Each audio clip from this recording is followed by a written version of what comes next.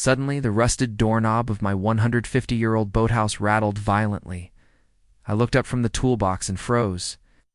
A woman in oversized sunglasses and a tennis visor was jamming a master key into the lock like she owned the place. "You can't be here," she shouted through gritted teeth, unaware I was standing just a few feet away inside. Then click. The key jammed. It didn't turn. She tried again, harder this time with two hands. That's when I stepped out and said, "That key's not going to work. This boathouse predates your HOA by 130 years. Her eyes widened, her lips tightened. And then, without a word, she pulled out her phone and dialed 911. What she didn't expect was how fast this would unravel. Within minutes, police were on the scene. But when they ran her ID and checked her story, she was the one in cuffs. Everyone in the neighborhood stood silent, watching. But this wasn't just about a crazy HOA Karen? No. What happened next nearly destroyed everything I thought I knew about this place. She had come for something more than a noise complaint or a fake HOA violation. She came here with purpose. And after the cops took her away, I found something wedged between the doorframe and the floorboard, something she had dropped while trying to force her way in. It wasn't just a key. It was a folded piece of old parchment paper burned at the edges. A map, one corner marked with a red X underneath my boathouse. The hair on my arm stood up. Was this why she tried to break in? Who really sent her? Before I could think, my phone buzzed. It was an unknown number. I answered. A deep voice said only one sentence before hanging up. "Don't dig, or you'll join the river." My heart stopped. Suddenly, this wasn't just about Karen and the HOA anymore. It was something far older, something someone would kill for. The floor creaked behind me. I spun around, clutching the old map like it might shield me. But no one was there, just shadows from the dusk light breaking through the dusty window panes. Still, I felt that something was off. The silence wasn't just silence, it was watching. I bent down and slid my fingers under the floorboard where Karen had dropped the map. The wood was uneven, one edge looked recently disturbed, not cut, but lifted, as if someone had already been here. And not long ago I pulled it up, heart thudding. Beneath it was nothing, at first just dirt. Then, glinting faintly, a piece of curved metal, brass, cold. I wiped it clean and nearly dropped it. Civil Warrior insignia. Union Navy. What the hell was this doing under my boathouse? Outside, a car slowed. Headlights lit the dock. I tucked the badge and map into my backpack and stepped outside. An unfamiliar silver SUV idled at the edge of the gravel. Windows tinted. No plates. I didn't move. Neither did the driver. 10 seconds passed. Then the headlights shut off, and the SUV rolled back down the hill without a sound. I didn't sleep that night. Not because I was afraid, at least not of Karen, but because I'd realized something worse. That boathouse wasn't just mine. It never had been. I was just its latest guardian. And now they knew I'd found something. By morning, news had already spread. Half the neighborhood thought Karen had gone insane. The other half thought I was hiding drugs, bodies, or treasure. The local Facebook group was melting down. I ignored it. I had work to do. The boathouse had been in my family for generations. But no one ever talked about its history. It was just the place by the lake. But I started digging old town archives, survey maps, naval records. That's when I found it. It's an 1873 newspaper clipping. Private dockhouse fire leaves, one dead remains, never recovered. It named the same family Karen was from. Her great-grandfather had died here during a fire. Alone, the timing hit me like a brick. Was this personal to her? Or had someone sent her to reclaim something lost? I needed help, but not from the police. So I called Sam, a friend from college, now a historian and part-time conspiracy nut. He drove in the same day. When I showed him the map, his eyes widened. "This symbol," he said, pointing to a faint circle drawn near the exit's Masonic. "You're not just dealing with family secrets, man. This is old American hidden society level stuff. Who else knows about this?" I told him about the call, the SUV, the badge. He just stared. "You need to move fast. As if they think you're a threat, they won't call again. They'll act." We stayed up that night in the boathouse, Pulling up more floorboards. Beneath the main beam, there was a hollow space, maybe 5 feet wide. Too small to be a room, too large to be accidental. Sam dropped his flashlight inside. The beam caught on something round. A rusted metal box. We pulled it out slowly, expecting rats or rot, but it was sealed tight. Naval issue. A lot older than both of us combined. I was about to pry it when the window shattered. A brick flew in, crashing into the back wall. Attached was a note written in jagged ink. "You've been warned." Sam dove for the light switch. I grabbed my phone and dialed 911, but the line crackled. Dead. They'd cut the signal. Then we heard footsteps outside. Multiple people. Gravel crunching. No voices. Coordinated. My heart pounded. Sam whispered, "We're not alone." I grabbed the box, stuffed it into the floor cavity, and kicked the board shut just as the front door clicked. Someone was trying the handle. Slowly, methodically, the door groaned. Locked, but only barely. Sam motioned toward the back exit. We slipped out the side, crept along the dock, and dropped silently into the cold black lake. I held my breath as footsteps entered the boathouse behind us. We stayed under as long as we could. When we surfaced 20 feet out, I looked back. 3 figures. All black. No faces. They were inside, searching. One of them stepped exactly where I had hidden the box, but didn't find it. We watched from the water, motionless. After what felt like hours, they left, one by one. Same SUV. "Gone," Sam whispered. "That wasn't random. That was tactical, professional. Someone's paying them." By morning, I made a decision. I wasn't running. This place was mine. My history. My family's. And if there was something buried here, I was going to find it before they did.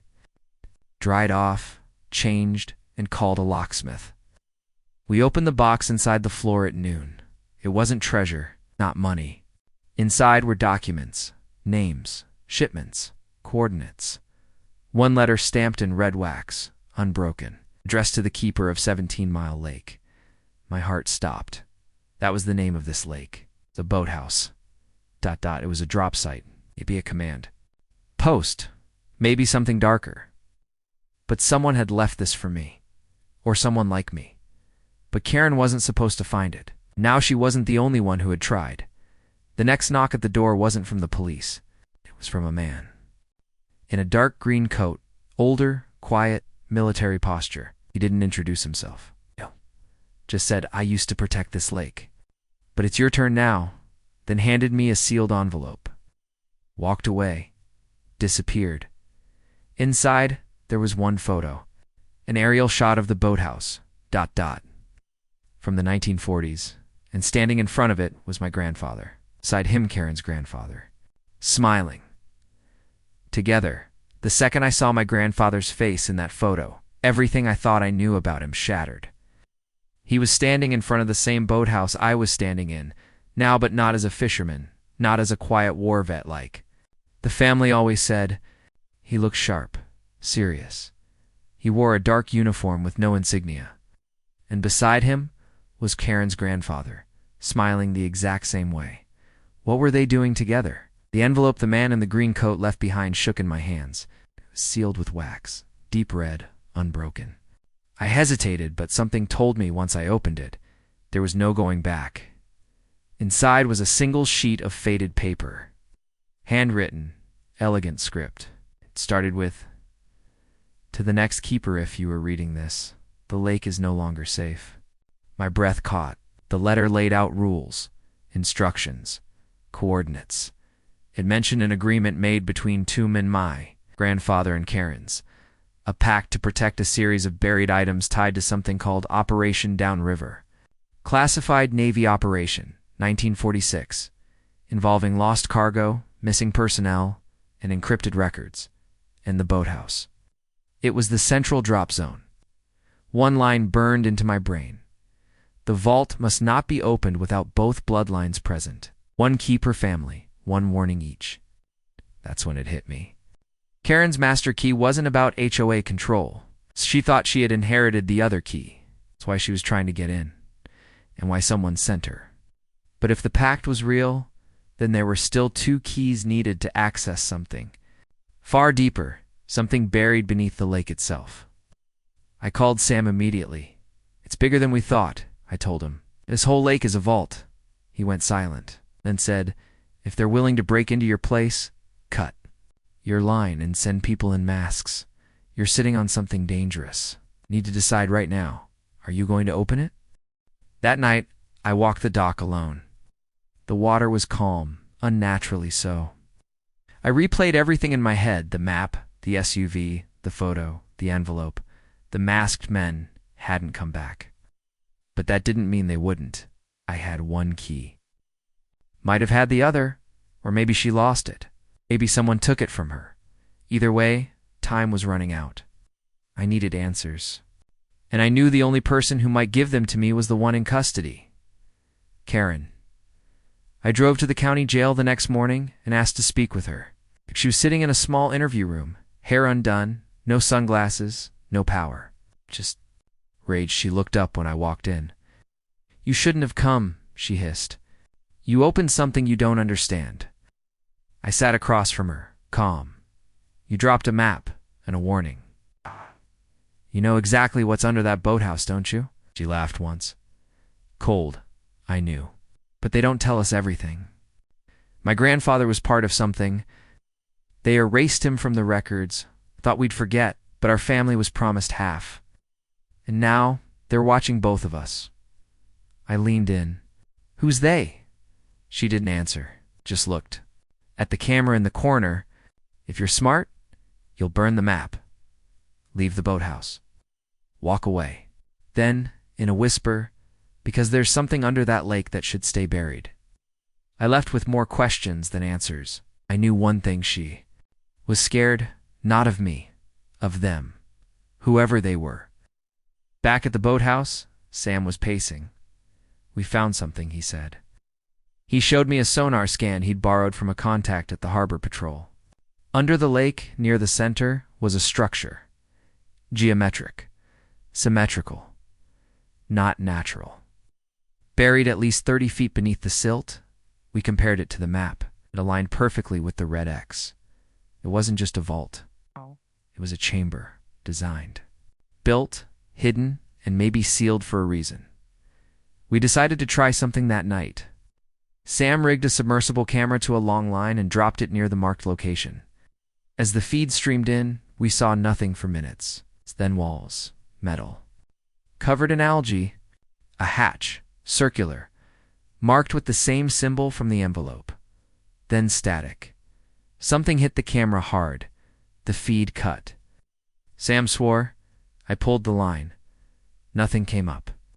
The lake had taken it. That was no accident. We went silent for a while, just listening, and then we heard it. A slow knock. From beneath the dock. 1, 2, 3. Not wood creaking, not a fish. It was rhythmic, intentional. Sam backed up. "Nope. No way. That's not normal." I knelt down, waited. Another knock. Same rhythm. I dropped a flashlight into the water. For a second, I thought I saw a shape human, but not quite. Then it vanished. I didn't sleep. By morning, things got worse. The boathouse door was open, but we had locked it. Inside, nothing was taken, but the floorboard hiding the naval box had been lifted. The box was still there, but something had been added. A single photo, recent, taken from a distance. Me and Sam standing on the dock the night before. We weren't alone. In the background was a shadowy figure barely visible. Watching us that evening, I got a text from an unknown number. No words, just coordinates. Same ones from the envelope. At a time, midnight. Sam looked at me like I'd lost my mind. "You're not going, right?" I didn't answer. I already knew I would. God, because I had to know what my grandfather was hiding, and why 2 families were chosen to guard it. And most of all, what we were supposed to do now that the pact had been broken. The lake looked dead. No wind, no ripples, no frogs, No sound at all. Just moonlight stretched thin across the surface like skin pulled too tight. I stood at the edge of the dock, flashlight in one hand, the folded map in the other. The coordinates pointed here. Time, midnight. It was 12:01. Sam stood behind me, gripping a crowbar like it could stop whatever was coming. Last chance, he whispered. We leave now and forget all of this. I shook my head. They want me here, so I need to know. Why? Then something moved across the lake, fast, silent, and low. A small boat, no lights, no oars, just gliding like a shadow. Toward us. We didn't run, we waited. The boat docked without sound. A man stepped out tall, gray beard, black coat, same insignia as the one I found in the naval box. He nodded. Once you're late, I raised the map. I got your text. He looked at me hard. No, you didn't. Then he tossed something onto the dock. A flip phone, burned, fried from the inside. They're watching your number. They let that message through so you'd show up. Now they know you've seen the vault. I asked who he was. Said nothing. Just turned and pointed to the water. It wakes soon. That's why they're getting desperate. He stepped back into the boat. Follow me. Our everything your grandfather died to protect gets buried forever. Sam looked at me like I was insane. Don't. But I jumped in anyway. We moved silently across the lake, the man navigating without tools. This lake was never meant for recreation, he said. It was a cover, built over a chamber that predates this country. It predates language. The Navy found it in 1943, tried to weaponize what was inside. Didn't go well. I asked what happened. He stared into the water. Let's just say something woke up. Your grandfather volunteered to seal it again. The boat stopped. We're here. No markers, no dock. Just water. The man tossed a small weight with a cord into the lake. Seconds later, it clicked. Against something solid. There, he said. The outer hatch. Still locked. For now, I looked over the edge. Nothing but black. You expect us to dive? He smiled. No, just you. Sam cursed. No way. He goes under. He doesn't come back. The man handed me a small waterproof container. Inside, the same naval badge I found earlier, now cleaned and etched with symbols. Press it to the hatch, he said. It will read your bloodline. I hesitated. Sam handed me a mask and tapped the tank. Don't be a hero, be fast. I slipped into the freezing water and sank. The light from my headlamp barely pierced. 10 feet. Then I saw it metal, curved, covered in decades of muck. A door, circular. I pressed the badge to the center. Nothing. Then a small vibration. The hatch rotated once, then stopped. A red light blinked behind thick glass. Denied. I surfaced. It didn't open. I shouted. The man just nodded. Because the second key isn't here, you need both lineages to unlock it fully. Yours, ... and hers. He wasn't talking about Karen. Her, who? I asked. The man didn't answer. Just started the boat. Get back. I'll know when the vault is ready. So when it is, you better decide fast what side you're on. He dropped us off and vanished into the fog. Sam and I stood there, wet, freezing and shaken. I looked back at the water. Nothing moved. But something had changed. The lake didn't just feel dead anymore. It felt watched. The next morning, I got another knock at the door. This time it was a woman, early 30s, pale, sharp eyes. You're the grandson, she said. Not a question. I nodded. And you? She handed me a photo. It was taken in the 1980s. My grandfather holding a baby, standing beside a woman who looked like Karen but younger. That's my mother, she said, which makes me part of this. My chest tightened. You're saying you're part of her family? She nodded.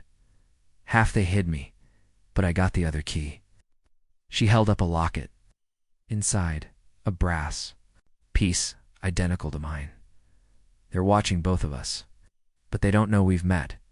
She introduced herself as Elise. Said her mother ran from the family legacy after seeing what the lake did to her father. He changed, she whispered.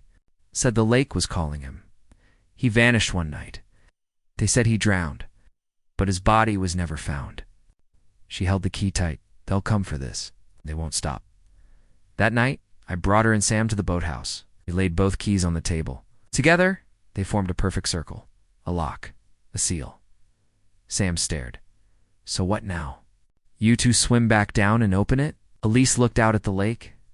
Not yet. The lake isn't done testing us. That night it rained. Hard. Thunder rolled over the hills. And then 3 knocks on the door. Same rhythm as before. But this time, not from beneath. From the front. I opened it with the crowbar in hand. No one there, just a box. Inside an old cassette tape, labeled in faded ink. Operation Downriver. Final transmission. We didn't have a player. Sam ran to town. Found one at a pawn shop. By midnight, we hit play. The voice that came through wasn't distorted. It was calm, familiar. It was my grandfather. If you're hearing this, he said, then the seal has weakened, and they've found you. The vault below holds more than records. It holds what they tried to bury, what they used. But it doesn't sleep forever. Chamber is waking. The bloodlines must choose. Seal it again, ... or use it. But you cannot do both. The tape clicked. Then silence. No rewind. No other side. Sam looked at us. You get what this means, right? This wasn't about property. It wasn't even about family. It's about power. And someone's going to try and open that vault with or without you. The next day, Karen was released. No charges. She vanished. No one knew where she went. But I had a feeling. So did Elise. She looked at the map one more time, pointed to a second red mark, opposite the first one, near the cliffs. There's a second hatch, she whispered. If she opens hers, we open ours. ... Sam finished the thought. The lake won't stay quiet. The cliffs were quiet, too quiet. Windless, birdless, not even a single branch swayed. Elise stood at the edge, staring down at the jagged rocks and the second hatch beneath them. She's already been here, she whispered. I followed her. Gaze fresh boot prints in the mud. And near the ledge, a torn piece of fabric Curran's red scarf. Sam crouched beside it. She's either testing it, ... or trying to open it. I felt the badge in my pocket pulse with a strange warmth. The one I used underwater had been cold before. Now it was heating up, slow and steady. Something below was stirring. Again, we split up. Elise and I climbed down to the ledge where the hatch was rumored to be. Sam stayed above to watch our backs. The wind picked up, sharp, metallic. The air smelled like copper and wet stone. Elise knelt and began brushing away the moss. A circle of metal emerged, etched with the same strange runes, mirrored to the ones on my hatch. If she activated it, I asked, can we still stop it? Elise shook her head. No, but we might still be able to contain it. That's when the ground shifted. Not an earthquake, something below was pressing up. A low hum rolled through the rock. Not mechanical, alive. Like a slow growl from the center of the earth. We have to go now, I said. Elise didn't move. We're too late. She's already made contact. I grabbed her arm just as something cracked open beneath our feet. A sliver of black, like a lid sliding back. We scrambled up, rocks falling behind us. From the opening, a vapor rose. It wasn't steam. It was cold, and it whispered. Elise froze mid-step. Did you hear that? I nodded. The vapor wasn't random. It was talking. Voices layered over. Each other, hundreds. Thousands. All saying one thing. Free us. Back at the boathouse, Sam had locked the doors and started boarding the windows. We're past secrets now, he said. You want the truth? Come see this. Let us. To the cellar beneath the dock, space we hadn't touched yet. He had cleared the debris and found a steel cabinet bolted into the concrete. Inside, 4 journals, sealed in waterproof bags. Each written by someone different, each dated decades apart. My grandfather's name was on the first. Karen's grandfather.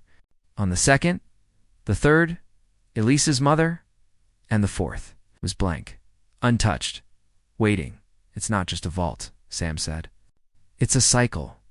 We started reading page by page. Our ancestors didn't just guard something. They recorded what it did.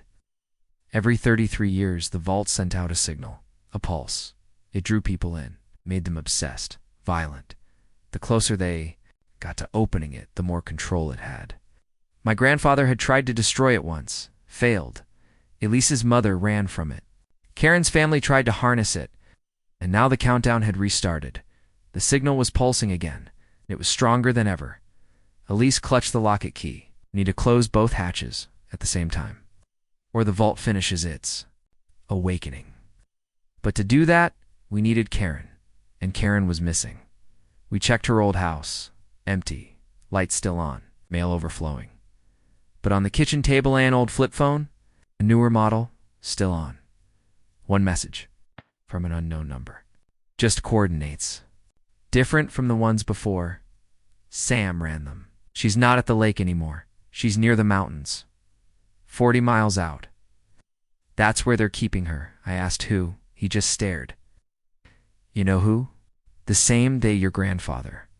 Warned about, we packed up and drove through the night, at least in the front. Sam watching the road behind us. If they're smart, he said, they already know we've seen the journals. Okay. At mile 29, headlights appeared in the rear view. Black SUV, no plates. Elise pressed the gas. The road narrowed. To lane, no exits. The SUV accelerated. No sirens, no signals, just speed. Sam grabbed the wheel. Get off the road. Elise turned sharp, hit a gravel trail, tires spinning. The SUV followed, fast, gaining. Then a loud pop-back tire gone.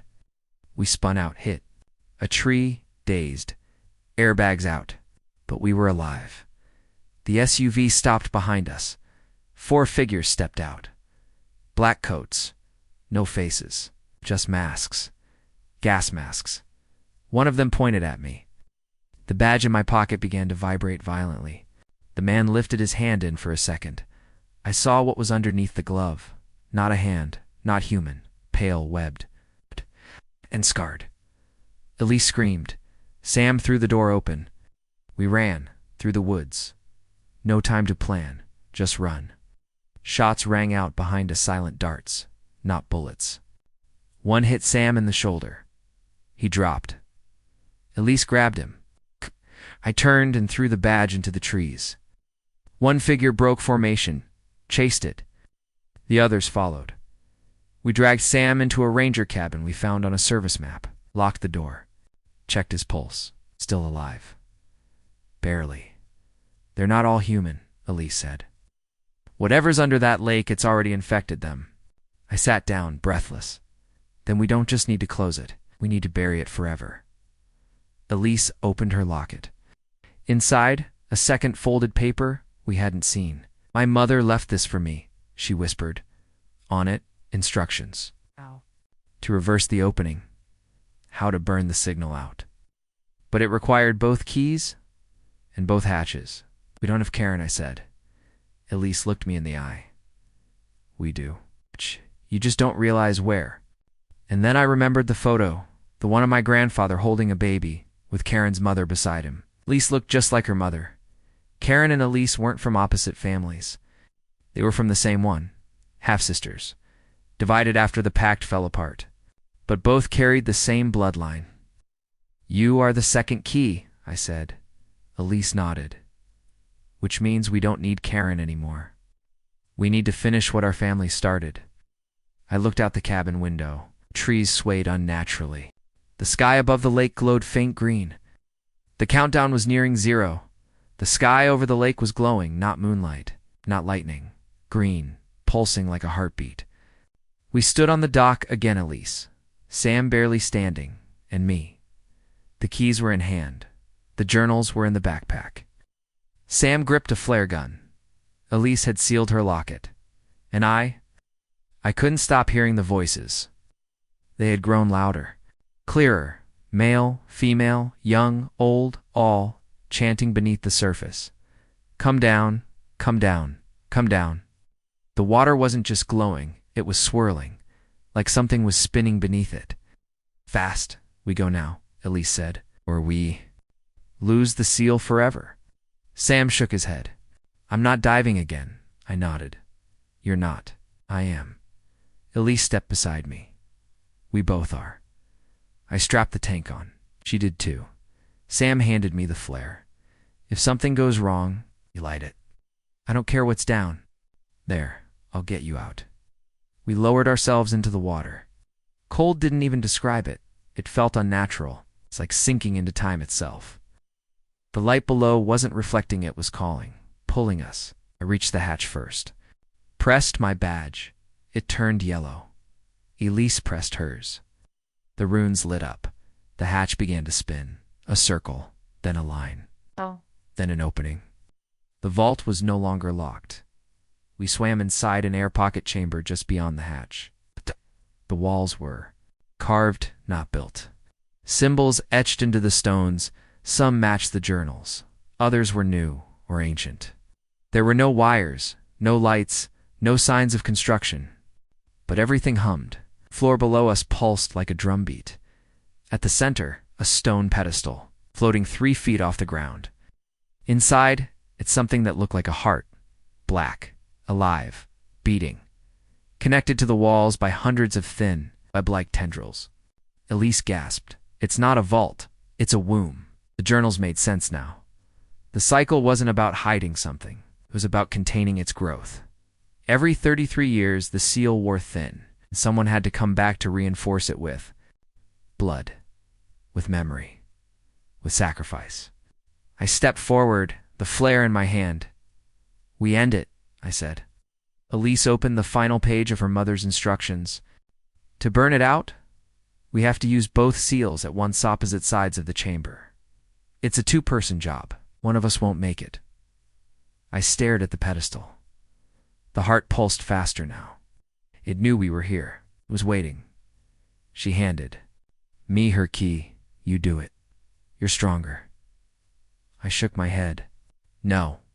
We do it together. We split, took opposite ends of the chamber, inserted the keys into the grooves carved into the wall. They turned. The whole place shook. A blinding light filled the vault, screaming not from us, from the walls, from the thing. It thrashed. The tendrils writhed. The heart cracked. Ichor spilled into the air. Then fire. The flare ignited. Instructions worked, but only half. Elise screamed. Her side of the chamber buckled, collapsing inward. Go, she shouted. Alex. I dove back into the water, reaching the outer hatch as the chamber groaned, a sound like a dying star. I slammed the key into the top slot, hit the emergency seal. The hatch turned, slammed shut. The lake above me exploded in light. I shot upward. As the water boiled behind me, broke the surface, Sam pulled me in. Where's Elise? I couldn't speak, just looked back at the water. Silent again. Calm. No glow. No pulse. Elise was gone. But the vault was closed. 2 days passed. News outlets reported a seismic anomaly below the lake. Military cordoned off the area, said it was just a sinkhole. But I knew better. And I buried the journals beneath the boathouse floor. The badges went with them. No one else would open that thing again, not in this lifetime. Then on the 3rd day, Sam called me. You're not going to believe this. I drove over. He pointed to the dock. A single boot print. Wet, fresh, and next to it, Elise's locket. We weren't done. The locket was wet, freshly dropped, still warm to the touch. I turned it over in my hand, no scratches, no rust, but it wasn't Elise's. Not exactly. Subtle difference in the engraving. Same locket, different symbol. Sam crouched beside me, silent. This isn't hers, I said. He didn't answer. Yes. Instead, he pointed to the woods. Just beyond the trees, a figure stood barefoot in the mud, hair soaked, clothes tattered, face obscured by shadows. It tilted its head and then, slowly. It smiled. Elise, I called. No response, just that same eerie smile.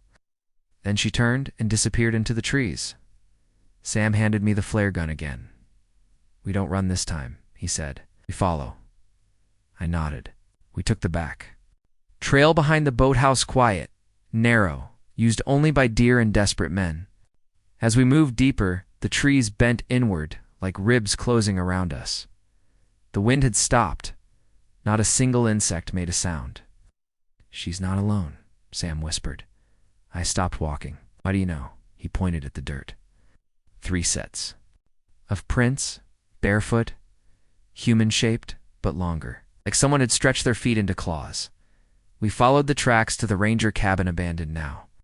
Windows shattered, door hanging off its hinge. Inside, something had been writing. Dozens of symbols painted across the walls in charcoal and blood, repeating over and over.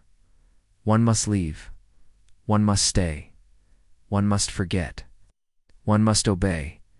In the center of the room sat Elise, or what looked like her. Same frame, same hair, but her eyes too black. No whites, no pupils, just mirrors. She spoke without moving her mouth. "You left me behind." Stepped closer. "We closed it. You said we had to." She stood slowly. The mirrors in her eyes shimmered. "You didn't close it. You sealed it with me inside. Now it wants out." I ganned Imit's voice. Sam lifted the flare gun. "Say one more thing that's not hers, and I end this." Delisette laughed. "Go ahead, shoot. But when I die, so does your seal. I am the last thread holding it together." My stomach turned. "You're bluffing?" She smiled again. "Try me." Sam lowered the flare. "If you're still Elise, prove it. Tell me what you wrote in my journal the night we opened the hatch." She blinked. Then, word for word, "If we survive this, I'll never touch another lock again." Sam backed away. "It's her." But I wasn't sure. Elise had never read that line aloud, only written it. We never showed her our journals. "The thing's in her head," I whispered. "It's using her memories." Elise, whatever she was, stepped forward. "You want proof? Then listen." She opened her mouth, but no sound came out. Instead whined, howling deep, unnatural. Through her, like her lungs were just tunnels. Sam dropped to his knees. Blood ran from his ears. I staggered back. "Stop it," I yelled, and she did. Just like that, she collapsed, shaking. Her eyes returned, almost normal, pupils visible, whites showing. Her voice was weak. "I can hold it just for a while, but it's still inside, and it wants out." Sam wiped the blood from his face. "We burn it. All of it. It's the hatch, the journals, the lake." I shook my head. "Just delay it. Just delay it. The only way to stop it is to starve it." Elise looked up. "It feeds on memory, on legacy. That's why it keeps calling us back. If we erase the history completely, it dies." We loaded everything. Journals, keys, photographs, even the floorboards of the boathouse. Drove them too. The quarry deepest burn site in the county. I stood there holding my grandfather's journal, pages still wet from the lake. "He died to warn me," I said. Elise took my hand. "So you could be the last one to remember." Sam lit the match, dropped it in. The fire roared up like it knew. Pages curled, ink hissed, symbols turned to smoke. As the last piece burned, Elise collapsed, unconscious. Her eyes rolled back. I caught her just in time at the hospital. Doctors said she was brain dead. No response, no coma, just ... empty. Like the mind had been wiped clean. No trauma, no injury, just absence. Sam looked at me. She gave it up. Everything. Her whole history. To seal it. I visited her every day for 2 weeks. She never blinked, never spoke. Until one morning she smiled. No mirror, eyes, no strange aura. It's just Elise. And she whispered one word. Hungry.